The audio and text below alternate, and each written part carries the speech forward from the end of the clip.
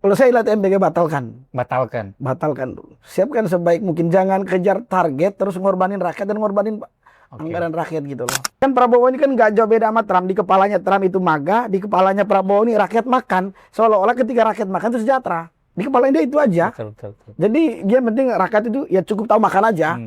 MBG ini kan, ya kalau saya, misalnya saya dari kampung, mana ada sih orang punya 2M duit di kampung. Iya, Otomatis iya. ini kan cuma beralian duit dari perkotaan. Oke, ke Dari kampung. ya ke kampung cuman investasi duit yang Betul. ke kampung aja. Siapa Iya, yang iya. punya duit? Oke. 2M kalau nggak politisi, pengusaha, kontraktor. Iya, iya. Cuman kan ini kan lipstick banget gitu loh. Misalnya kita lihat kemarin ketika Prabowo ke Jawa Timur kemarin ya, yang Nganjuk, meresmikan Tuban. yang meresmikan rumah Marsina itu loh. Oh, yang Nganjuk. Nah, kita kan ngelihat banget itu. Ternyata ketika Prabowo mau hadir, barang-barang itu ngambil di gudang Indomaret. Ya, yang Ini ramai itu kan ya. lipstick. Ya begitulah kondisinya. Artinya kan supaya ini dijadikan proyek ketika siapa yang berkuasa, ini proyeknya kita nih. Kalau bernegara kayak seperti itu, kalau kita bernegara, ya udah rakyat itu cuma 5 tahunan dipakai 5 tahun untuk pemilu aja. Kalau Iya. bernegara kayak begini ya, misalnya karena Prabowo menang harus keluarganya dia.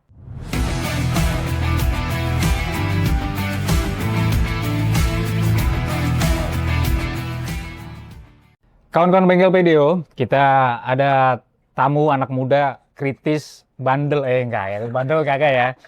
Tapi yang jelas kritis, ya kan. Jadi beberapa kali diskusi si Abang Merah, ya, ini merah sebenarnya. Iya. Abang Merah. Ya, kalau ngomong merah bisa dikonotasikan ditafsirkan di beberapa hal ya. Iya. Tapi yang jelas ini Dendi ini luar biasa. Jadi semangatnya, aduh ampun ini sama yang tua-tua nih gemeter ngelihatnya. Iya. Dendi atribusi sebagai ketua GMNI Jakarta. Ya. Berarti sekarang udah masuk periode berapa? Baru Ini tahun pertama. baru terpilih ya. Wah, udah Belum tahun setahun. tahun pertama berapa bulan? Udah berapa bulan? 3 bulan lah. 3 bulan ya. Itu dari voting yang demokratis lah ya. Iya. Nggak kayak yang sebelah-sebelah ya. Nggak ya. Tetangga sebelah. Kan ada. Ada nggak? Nggak berani ngomong. Oke. Jadi Dendi ini datang karena beberapa kali ternyata kita lihat nyalinya luar biasa ya kan. Terakhir laporin soal Kopdes ya. Kopdes ya. Di Kejaksaan Agung. Kejaksaan Agung. Oke. Tapi sebenarnya nanti kita akan bahas Kopdes di akhir. Awal-awal kita mau bahas soal MBG karena ternyata beberapa kali juga ngawal soal MBG ya. Iya. SPPG ya. Ya beberapa kali kita kan ngomongin MBG karena yang paling kita sorot itu kan terkait pendidikan memang. Oke. Akhirnya kan dana pendidikan itu kan dialihkan memang untuk MBG. Iya. Ya beberapa kali itu kan beberapa kajian kita itu kan memang 20% dana pendidikan itu sebelum ada MBG pun memang sudah dialihkan ke beberapa kementerian. Misalnya kementerian ini punya sekolah ditambah MBG, dana publik pajak publik ini makin ditarik ya, tergerus berkurang ke MBG. Makin berkurang. Iya, oke. Artinya kan selama ini kan orang membahas pendidikan dengan melihatnya kan, oh dia semenjak ada PTNBH orang kan ramai ngobrolin itu. Iya, Bagi kita kan memang banyak kementerian itu punya sekolah, menterian apa. Iya. Ditambah lagi saat ini ada MBG, dana itu diambil ke sana. Oke, di level kebijakan ya kan MBG ini ternyata kan di awal kita udah banyak kritisi itu seperti Dendi ya kan, soal tata kelola terutama. Tata kelola. Dan ternyata terbukti sebenarnya apa yang kita kritisi di awal terutama soal tata kelola, kita mungkin 2 hari yang lalu kan Presiden bilang ada 3.000 sekitar 3.000 ya kena suspend. Artinya ditutup tuh. Beberapa nggak tahu sih apakah benar ditutup apa enggak. Ini sebenarnya nanti isunya soal transparansi juga. Kalau Dendi lihatnya gimana? Dari total kalau misalnya kita cek terakhir di BGN itu ada hampir 30.000 SPPG. Dan kemudian yang kena suspend atau yang berarti ya kena penindakan ya, itu ada 3.000. Artinya ada 10% loh. Iya, 10%. 10% dari total dapur tadi. Menurut lu gimana ini? Ya kan kalau misalnya kita ngelihat MBG ya. MBG ini kan akhirnya kan isu yang paling ramai pembahasan 1 tahun Prabowo terakhir. Satu tahun lebih ya, menjabatnya Prabowo ini kan yang paling kita khawatirkan adalah supremasi sipil, yang itu yang sering dibahas.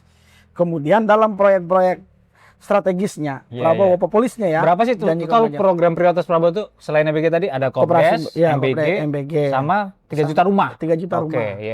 Nah ini kan banyak melibatkan TNI di sana kan. Nah, itu temuannya GMNI, teman-teman di sekaligus kita menemukan, sekaligus juga ramai kan memang orang membahas kan. Iya, betul. Total itu kan 33.000. Keterlibatan ya TNI di. personil TNI. Ya, biasanya kan nyatu nih, kalau Parcok sama Parjo nyatu.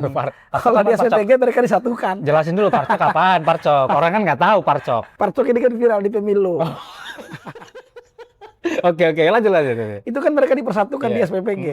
Walaupun memang yang banyak terlibat di situ kan memang tentara ya, sejauh ini memang tentara. Akhirnya memang ketika tentara kita ini kan banyak anggaran kebutuhan sektor primer rakyat hari ini kan di bawah Menhan memang. Paling banyak di bawah Menhan, yang kemudian Menhan ini kan nggak bisa diaudit. Oke. Nah, ini yang beberapa kali kita coba mendorong kan untuk bagaimana sih bicara transparansi. Kemudian ini kan akan bermasalah nih. Iya. Akan bermasalah. Makanya kemarin beberapa kali kita sangat bukan sekedar solidaritas ya terhadap Andri Yunus ini karena kita melihat ada hak politik, ada hak ekonomi di dalam ini yang kita direbut sebenarnya. Menarik coba. Hak ekonomi kita direbut karena peradilan umum yang kita lagi perjuangkan sekarang ini kan bukan cuma untuk Andri Yunus saja sebenarnya, tapi untuk misalnya kayak MBG nih. Kan kita pertanyakan semua bagaimana transparansinya, terus Koperasi Merah Putih. Kalau itu nggak diselesaikan dalam peradilan umum, agak susah kita untuk mendapatkan itu. Dan kemudian kan kita tahu sendiri standar-standar gizi yang ditaruh di BGN kan nggak dijelasin berapa rupiahnya. Iya. Nggak sampai detail itu ya. Makanya kemarin tuh kalau salah IDAI, Ikatan Dokter Anak Indonesia juga sempat ngeluarin statement juga itu. Artinya memang ada masalah di sini. Memang ada masalah. Kalau transparansi sangat bermasalah memang. Dan dirimu ngeliat nggak bahwa mekanisme pengawasan di BGN itu, terutama kita kalau ngomong soal MBG, udah menurut lu udah sampai di level apa nih? Apakah mereka bisa disebut maksimal melakukan pengawasan, atau justru ini kayak semacam kayak ada banyak lubang ya kan yang nggak berhasil ditempel sama mereka, terus akhirnya keluar semua nih. Sebenarnya yang bolong-bolong tadi itu muncul semua gitu. Satu karena narasinya ini pertahanan. Oke. Ketika itu menjadi narasi pertahanan dan keamanan, makanya masuklah polisi dan tentara. Oke. Yang kemudian ketika kita melihat ini dijadikan semacam pertahanan ya, akhirnya mereka satu itu narasi yang dipakai di publik. Padahal persoalan MBG dan lain hal itu kan yang sebelum kita kritis transparansinya kan yang memang coba program di era post-truth dan populis kayak gini, akhirnya mereka menjelaskan itu gratis. Sebenarnya kan mau Prabowo utang pun, mau pakai pajak rakyat pun gak ada yang gratis. Karena Prabowo misalnya dia menjabat 5 tahun, yang bayar kan tetap rakyat sebenarnya. Cuman karena orang dikemasan gratis. Akhirnya ya kalau gratis kan mungkin dianggap ya ini kalau kursi nggak apa-apa. Kalau gratis nggak bayar sama sekali ya, tapi ternyata ada uang pajak yang dikeluarin tadi. Pajak rakyat yang sebenarnya. Iya. Kalaupun utang sekaligus pun yang bayar tetap rakyat. Kemudian kan beberapa ekonom akhirnya mendorong untuk bagaimana MBG ini untuk bisa dibatalkan. Karena kondisi fiskal kita yang buruk. Oke. Dibatalkan ini, bukan dikurangi loh ya. Bukan dikurangi. Artinya kalau dibatalkan udah tutup semua tuh dapur itu berarti? Iya, satu karena itu dijadikan proyek. Korupsinya juga tidak ada transparan, data semua tidak ada transparan kan. Rugi dong yang punya dapur nanti nih. Iya kan ditutup kan. Katanya kan berapa miliar tuh mereka investasi itu kan. Per dapur ke 2M. 2M kan? Iya, makanya kan kita ini kan beberapa kali ketika kita bicara MBG ini kan, ya kalau misalnya saya dari kampung, mana ada sih orang punya 2M duit di kampung. Otomatis ini kan cuma beralian duit dari perkotaan. Ke kampung. Iya ke kampung, cuman investasi duit yang betul ke kampung aja. Siapa yang punya duit? 2M kalau nggak politisi, pengusaha, kontraktor. Politisi dapat duit dari mana kan? Iya. Itulah pentingnya transparansi tadi itu ya. Berikutnya nggak selalu nanya gitu kan ya. Iya Den ya. Terus ada satu hal lagi yang menarik tuh Den. Beberapa waktu lalu tuh kan si Dudung ya kan KSP ditugasin untuk ngecek tuh titik-titik yang ternyata diperjualbelikan. Ya kan, terus kemudian ternyata juga banyak yang ngasih laporan gitu terkait dengan rebutan titik dapur. Nah, lu dapat nggak info itu? Kalau jual beli dapur itu titik dapurnya itu karena zonasi kan mereka kan kayak gitu. Zonasi, ya. Dengar nggak ada info kayak kalau gitu? Kalau itu nggak, cuman kalau beberapa ngelihat itu kan perebutan bukan jual beli dapur lagi, misalnya terkait logistik MBG susu dan lain hal itu ya nemu kita memang ada beberapa kawan-kawan tuh memang ramai ngobrol soal itu. Oke. Dan terlibat dalam MBG. Cuman jual beli dapur ini yang jual beli titik. Sebenarnya ini sudah lama sih Den. Maksudnya tahun lalu juga ada isu ini gitu ya. Nah, maksudnya di bawah ternyata beneran dimaknai MBG ini sebagai industri sebagai bisnis itu tadi ya. Sampai rebutan kan, titik-titik diperjualbelikan. Nah, kalau menurutmu situasi begini akhirnya jadi kayak perang antara orang yang punya modal. Nah, kayak gitu situasi gimana jadinya? Sebenarnya kan beberapa kali yang kita lihat MBG ini ya. Sebenarnya kalau bilang bosan 1 tahun ini cuman yang abadi itu MBG sama ijazah. Dibilang bosan ya bosan sebenarnya. Iya. Karena yang paling viral itu kan dua sebenarnya. Iya. MBG, ijazah. Kemudian kan persoalan MBG ini kan pada kondisi di masyarakat, khususnya ibu-ibu lah. Itu kan ada ibu PPK, Posyandu. Itu kan benturan. Karena dia merasa dia nggak dapat proyek ini. Nah yang mereka udah punya struktur lama kemudian. Jadi konfliknya vertikal gitu loh. Pokoknya kami nggak dapat. Iya. Nah yang dipakai hari ini kan orang-orang partai. Iya. Orang-orang yang terlibat dalam kekuasaan. Nah kalau ibu-ibu yang ngurusin posyandu kesehatan ini yang memang kerjanya mengurusin persoalan stunting dan lain hal ya nggak dapat. Iya, dan MBG nggak ada hubungan sama stunting. Kalau Prabowo ngomong itu bohong dia. Fungsinya dia tadi akhirnya berubah ya di tengah jalan ya kan. Dari mana stuntingnya orang makan. Iya, orang stunting kan ngurusin sejak dari kandungan. Betul. Ini MBG dibilang apa? Untuk mengatasi masalah stunting. Iya, luar biasa. Nyarinya luar biasa. Itu Pak Prabowo nih loh yang dikritik ini kan, iya kan? Harusnya Prabowo tuh tahu yang stunting itu. Depan rumah udah ada nino-nino gitu. Iya, menteri-menterinya sebenarnya. Menteri-menterinya. Iya. Tapi kalau misalnya kita lihat konteks dari program prioritas Pak Prabowo ya sebagai presiden, itu memang ada MBG, ada Kopdes, ada 3 juta rumah. Itu sebenarnya yang kita highlight ya. Nah, selain MBG tadi, ternyata kan GMN ini lagi nyorotin soal Kopdes juga. Iya, Kopdes. Nah, itu apa cerita yang bisa disampaikan ke publik? Ya, satu pertama ini kan jadiin proyek juga. Sama kayak MBG sebenarnya. Dan kemudian jauh dari cita-cita koperasi. Yang kan kalau Bapak koperasi kita kan Bung Hatta nih. Nah, sekarang Bapak koperasi kita lahir dari Purnawirawan. Siapa? TNI Purnawirawan, yang menguasai Agrinas. Yang di lapangan ya? Iya. Dan kita kemarin kan coba menghitungkan memang ada 80.000 gudang atau gerai yang diwacanakan oleh Prabowo nih untuk membangun. Nah kemudian fisiknya beberapa kita nemu itu yang terbangun itu total per satu gerai itu paling tinggi 1,6 M dari 3 M. Nah sisanya 1,4 ini.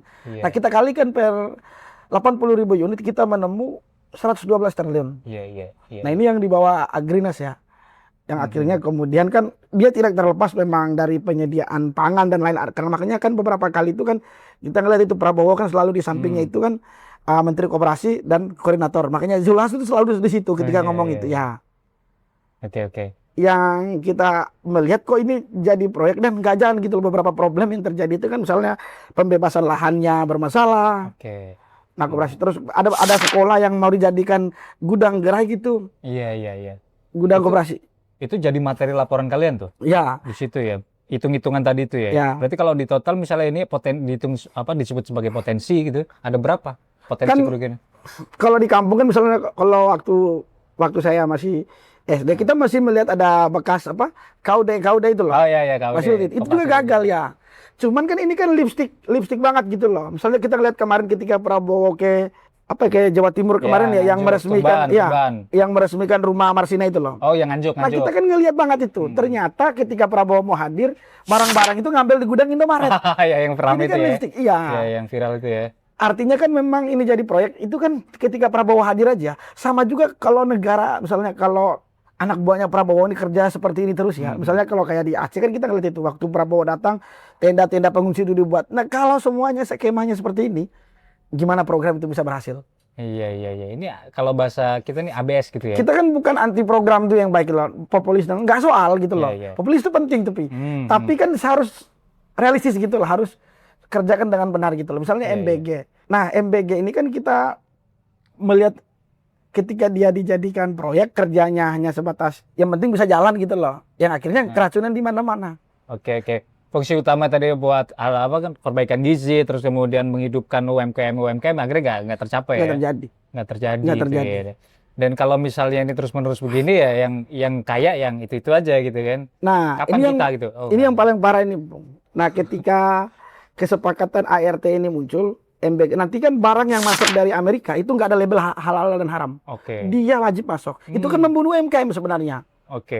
Makanya Prabowo ini kan sangat kontradiktif bagi kita ketika kemarin dia pidato di paripurna itu kan akan membangun BUMN. BUMN punya sendiri nih. Yang ekspor. Itu kan kontradiktif banget. Padahal di kesepakatan ART ini mau bekerja sama negara manapun itu harus konsultasi ke Amerika, ke Trump khususnya. Karena kita ikut dalam kesepakatan beberapa yang dilakukan kesepakatan itu kan Itu merugikan kita. Iya. Nah, di dalam kita melihat Koperasi Merah Putih Dapur MBG dan memang standar-standar makanannya mirip sekali yang ada di ART itu. Oh. Iya, Agreement Reciprocal Trade itu. Nah, itu yang kita lihatnya. Artinya kan memang ya gimana ya kalau kita lebih ramainya kan sampai detik ini kan kalau MBG-nya kan akhirnya kalaupun ada persoalan, memang ini masalah serius ya tentang pajak publik ya. Tapi kan udah menjadi semacam kebiasaan kalau keburukan masyarakat, keburukan pemerintah itu ya udah menjadi kebiasaan di Indonesia dan mereka nggak ada niat merubah itu. Dinormalisasi ya. Iya, dinormalisasi, nggak ada niat merubah. Ini apa kira-kira yang jadi masukan GMN ini? Apa yang paling krusial yang harus segera diperbaiki sama pemerintah? Masukan ya, misalnya kalau saya lihat MBG batalkan dulu. Siapkan sebaik mungkin, jangan kejar target terus ngorbanin rakyat dan ngorbanin anggaran rakyat gitu loh. Tapi lo setuju program itu? Kalau dikelola dengan baik, karena beberapa negara pun juga menggunakan itu. Tapi dikelola dengan dia nggak jauh dari narasi reforma agraria, land reform dia nggak jauh. Sehingga kan kalau kita ngelihat MBG ini kan sosialnya sosial apa ya, antara petani sama ini kan jauh banget ini. Karena dia ditaruh di tangan vendor. Bagaimana mungkin dia bisa menyentuh ke petani-petani ini. Nah, yang menentukan harga itu kan vendor-vendor nanti. Betul. Ya akhirnya petani tuh nggak merasa MBG ini kan mereka diuntungkan. Iya. Padahal putaran duitnya sangat besar begitu. Putaran duitnya sangat-sangat besar. Dan kemarin jadi salah satu indikator pertumbuhan ekonomi katanya. Ya kan versinya. Udah versi mereka ya. Versinya Prabowo kan. Sepakat nggak bahwa ini salah satu indikator untuk bilang bahwa pertumbuhan ekonomi kita lagi baik gitu? Iya, saya sih benar-benar nggak sepakat gitu loh. Maksudnya kan kalau kenapa kita bilang nggak sepakat ketika pertumbuhan ekonomi, jangan usah jauh-jauh lah. Di kalangan kita mahasiswa aja UKT semakin tinggi. Menarik nih. UKT itu kan semakin sebagai tinggi. mahasiswa ceritain dikit. Apa ya, daya beli masyarakat itu kan menurun. Harga-harga sembako makin naik. Dan di mana naik peningkatan ekonominya gitu loh. Iya. Kan Prabowo ini kan nggak jauh beda sama Trump. Di kepalanya Trump itu MAGA, di kepalanya Prabowo ini rakyat makan. Seolah-olah ketika rakyat makan itu sejahtera. Di kepalanya dia itu aja. Betul. Jadi dia penting rakyat itu ya cukup tahu makan aja. Makanya ketika dia mungkin di bayangan dia kan ketika rakyat cukup tahu makan, ya udah soal pendidikan kita nggak usah ngurus lah. Iya. Rakyat itu kenyang, yang penting dia kenyang dan nggak usah ngapain. Itu yang menurut kita yang agak aneh begitu. Iya. Tajam loh kritiknya nih.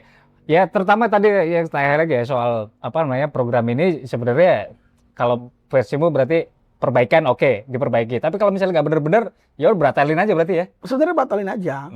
Diganti apa berarti? Kan begini loh, yang kita bingungkan ketika kita bicara keterlibatan polisi sama tentara di Indonesia. Betul, ketika bicara eksekutor, ya mungkin tentara sifatnya komando, tapi kan profesionalitas tentara ini yang dipertanyakan. Iya.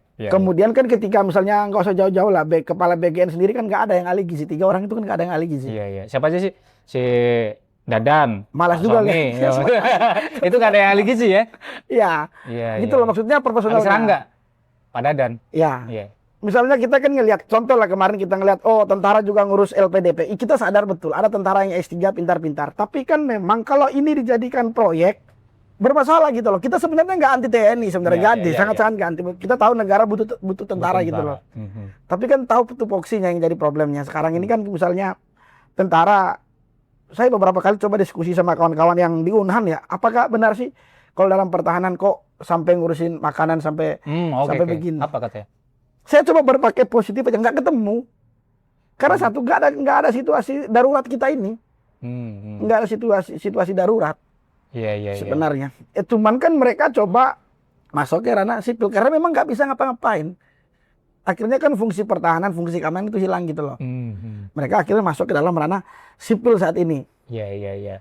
Yang akhirnya kita menerjemahin kok kemajuan di TNI juga enggak.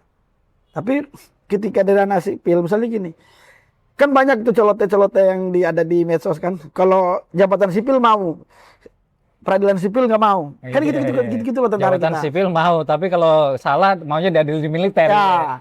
Itu kan berpengaruh tuh kalau transparansinya nanti. Iya, sepakat kalau itu. Nah, karena itu maksudnya saya beberapa kali bilang ini kan persoalan sektor primer ya. Kok bicara koperasi, terus bicara agrinas.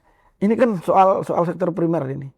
Betul. Bagaimana daya beli, terus persoalan hak masyarakat ya. terkait tanah dan lain hal diurusin sama TNI. Oke. Siap. Ini luar biasa deh ini. Sampai saya bingung ya kan mau menanya apa lagi nih. Jawabannya keras semua ya. Kira-kira apa ini pesan terakhir buat teman-teman yang nonton ini? Ya kalau melihat kondisi saat ini ya. Terutama buat mahasiswa. Ya nggak ada pesan lagi, emang udah harus ngelawan memang kondisi kayak gini.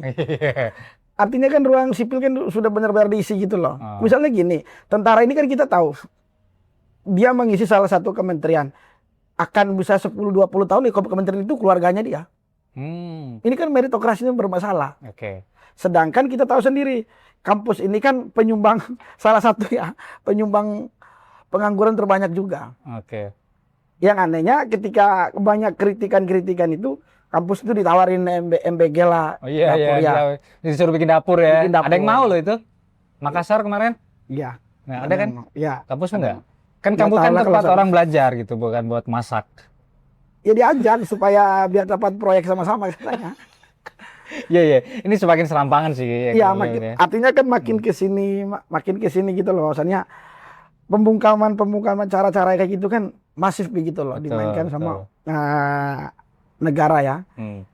Yang artinya kan kita ngelihat Prabowo ini memang mau menyelamatkan ekonomi ya, mau harus batalin. Kalau saya lihat MBG itu bukan karena satu ya ada permasalahan ketika keterlibatan tentara dan polisi di dalam semakin masif dan tidak berpersonalitas. Tapi kondisi ekonomi itu yang sebenarnya harus dia pikirkan. Sebaiknya. Orang kita defisit anggaran kok. Ngapain kita buang anggaran sebesar di MBG terus tata kelolanya nggak benar? Banyak publik udah berteriak. Tapi kan dianggap cuma angka kok yang kena keracunan dan lain hal. Kan nggak malu kita gitu loh. Maksudnya kayak kasus yang bencana alam di Aceh dan Sumatera itu kan sampai digugat. Kemudian kok nggak malu gitu loh aja kita sebagai, kalau saya jujur aja sebagai anak bangsa malu gitu loh, negara diliput hal-hal yang buruk aja sama media internasional gitu loh. Nggak malu begitu maksudnya. Dan ketika memang Prabowo pingin memperbaiki ini, kalau saya sih sarannya satu lah, misalnya ya kurangin aja ke menteri-menteri yang nggak penting itu. Nah kalau itu sepakat tuh. Kurangin aja maksudnya gini loh, maksudnya ya apa juga mereka juga nggak bisa bekerja sebaik mungkin gitu loh. Misalnya contoh Satgas PKH, kenapa dia dibedain sama Grinas? Ini kan nggak jauh-jauh beda nih. Begitulah kondisinya. Artinya kan supaya ini dijadikan proyek ketika siapa yang berkuasa, ini proyeknya kita nih. Kalau bernegara kayak seperti itu, kalau kita bernegara, ya udah rakyat itu cuma 5 tahunan dipakai 5 tahun untuk pemilu aja. Kalau bernegara kayak begini ya, misalnya karena Prabowo menang harus keluarganya dia. Itu udah bermasalah menurut kita, bukan lagi akhirnya kan gotong royong yang mereka maksud itu penyeragaman. Harus sesuai ini dengan makomnya kami nih. Akhirnya menolak perbedaan, apalagi kritik gitu loh. Apalagi kritik gitu loh. Kan banyak banget tuh misalnya kita ngelihat ketika orang kritik kan akhirnya dibungkam. Bahkan dilaporkan ke kepolisian gitu. Dirimu belum ya? Oke, kawan-kawan bengkel, sepertinya akan melebar kemana-mana ini kalau misalnya kita ngomong soal pembungkaman ya kan. Karena memang banyak kasusnya, betul kan? Ya kan. Dari yang level mahasiswa sampai ke pengamat, terus sampai lagi akademisi itu kan banyak tuh yang akhirnya tapi muncul. Kita kritik ini kita nggak, ketika ditawar kita nggak terima. Banyak yang kritik kalau dikasih dapur terima. Sengaja. Banyak yang kritik MBG ketika ditawarin dapur terima. Iya. Tapi belum ada yang nyampe sini tawarannya. Oke, makasih ya Dendi ya. Siap. Udah mampir ke Bengkel PDO. Jadi kawan-kawan bengkel, ya begitulah kalau mahasiswa itu pasti berapi-api ya kan, berorasi di tengah jalan, di pinggir jalan segala macam itu udah biasa ya kan Dendi ya. Nah, sekarang mampir ke bengkel dengan situasi hari ini yang ya memang perlu orang yang kayak Dendi begini bersuara gitu kan, terkait dengan problematika, masalah-masalah kenegaraan, masalah-masalah kebijakan publik itu.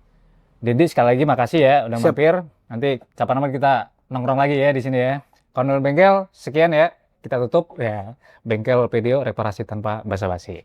Oke, makasih ya, Den. Siap.